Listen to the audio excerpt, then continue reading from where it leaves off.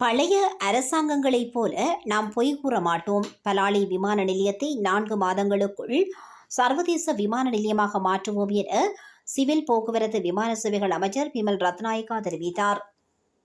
யாழ்ப்பாணம் வந்திருந்த அமைச்சர் நேற்று யாழ்ப்பாணம் பலாலி விமான நிலையத்திற்கு திடீர் விஜயம் மேற்கொண்டார். இதன்போதே அவர் இவ்வாறு கருத்து தெரிவித்தார். விமான நிலையத்தை முதல் தடவையாக பார்வையிட்ட அமைச்சர் விமான நிலையத்தின் விஸ்தரிப்புகள் தொடர்பிலும் அதன் சேவைகள் தொடர்பிலும் கேட்டறிந்தார். இதன்போது விமான நிலையத்தின் சிவில் விமான சேவைகள் அதிகார சபையின் தலைவர் கர்ச அபய விக்ரம மற்றும் ஏனைய ஊழியர்களுடன் சேவைகள் தொடர்பில் கேட்டறிந்தார். இதன்போது ஊடகவியலாளர் எழுப்பிய கேள்விகளுக்கு பழைய அரசாங்கம் போல் நாம் பொய் கூற மாட்டோம். விமான நிலையத்தின் திட்டமிடல் வரைபடம் உள்ளிட்ட பல்வேறு வேலை திட்டங்கள் நிறைவடைந்துள்ளன.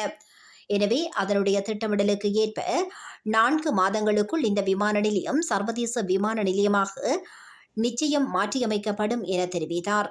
இதன்போது கடல் தொழில் அமைச்சர் ராமலிங்கம் சந்திரசேகர், பாராளுமன்ற உறுப்பினர்களான கருணைநாதன் இளங்குமரன், வைத்தியர் ஸ்ரீ பவானந்தராஜா ஆகியோர் கலந்து கொண்டனர்.